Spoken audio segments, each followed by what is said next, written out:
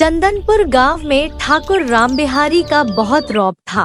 उनके पास एक सोने की घंटी थी जिसे वे रोज अपने बरगद के पेड़ पर टांगते थे। वह घंटी उनके दादाजी के जमाने की थी और मान्यता थी कि वह घंटी खुशहाली लाती है।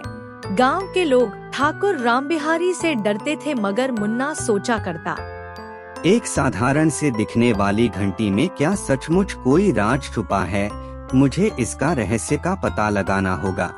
एक दोपहर जब गांव में मेला लगा था, तब मेले में सभी लोग व्यस्त थे। तभी अचानक ठाकुर रामबिहारी का घंटी गायब हो गई। गांव के सभी लोग हक्के बक्के रह गए।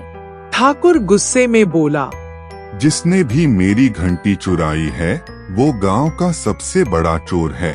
अगर कल शाम तक घंटी नहीं मिली तो सारा गांव सजा भुगतेगा। मामला गंभीर होता जा रहा था। ठाकुर के नौकरों ने बताया कि मेले से पहले मुन्ना अकेला बरगद के पास खेल रहा था। ठाकुर बोले, जरूर वही नटखट मुन्ना चोर है।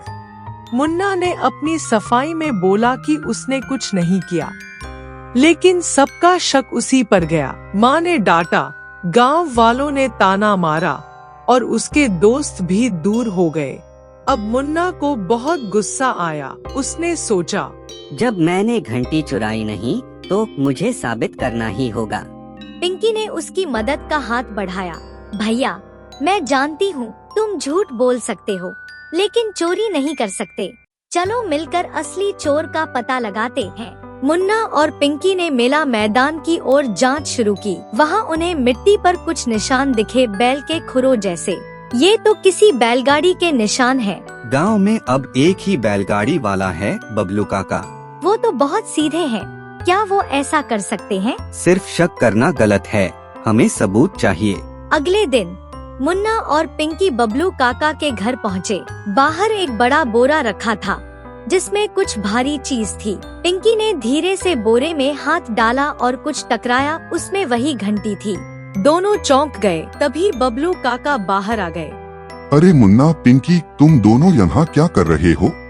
काका, ये घंटी आपके पास कैसे आई? बबलू काका ने गहरी सांस ली और बोला, बेटा, सच कहूँ तो वो घंटी मेरे हाथ खुद नहीं आई। ठाकुर जी ने खुद मुझे दी थी, छिपा कर रखने को। अब दोनों हैरान थे। ठाकुर ने खुद दी? पिंकी ने पूछा।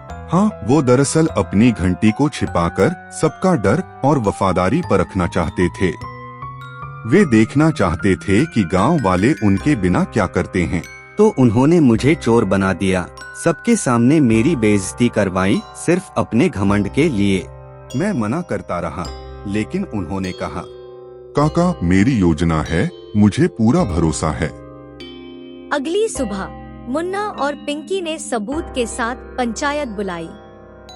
घंटी, बबलू काका की गवाही और गाड़ी के निशानों की तस्वीरें सब सामने रखे। ठाकुर रामबिहारी झेंप गए। पूरे गांव ने उन्हें घेर लिया। सरपंच बोले, ठाकुर साहब, ये आप क्या कर रहे थे? बच्चों को चोर बना दिया। मैंने सोचा था कि लोग मेरी घंटी को पूजा की चीज मानते हैं, लेकिन मुझे सबकी नियत पर शक था। मैं गलत निकला। सरपंच ने ऐलान किया, ठाकुर रामबिहारी को गांव के स्कूल और मंदिर के निर्माण में चंदा देना होगा और मुन्ना, जो झूठा दोषी बना, उसे गांव की जांच समिति का सदस्य बनाया जाएगा। मुन्ना खुश हुआ और पिंकी ने मुस्कुराकर कहा, देखा, जब दिमाग और ईमानदारी साथ हो तो सच्चाई हमेशा सामने आती है। गांव वालों ने जोरदार तालियां बजाईं। ऐसी ही मजेदार कार्टून मॉरल स्टोरी देखने के लिए हमारे चैनल को सब्सक्राइब करें और बेल आइकन जरूर दबाएं।